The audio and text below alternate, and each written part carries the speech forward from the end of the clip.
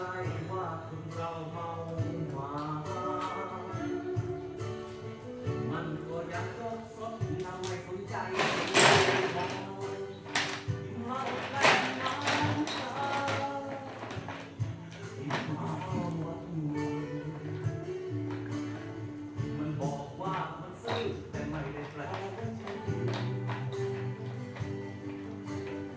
เรื่องของเรื่องก็คือมันไม่ใช่หมาพันธุ์ให้เธอตาต้อยต้อยคอยเอาใจทุกงาน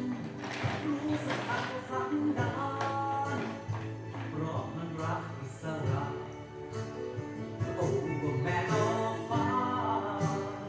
มันดูสิสิ่งที่เธอทำ นอนกินสบายเลยนะ ทำให้เมา น้ำแข็งเนี่ยอร่อยจัง อร่อยเปล่าฮะน้ำแข็งเพลินก็ล่ะ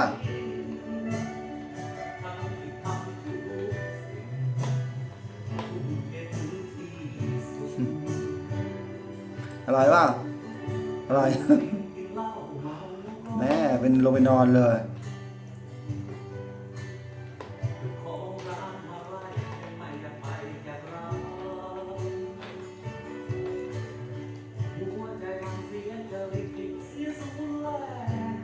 อร่อยเปล่าไปก่อนนะ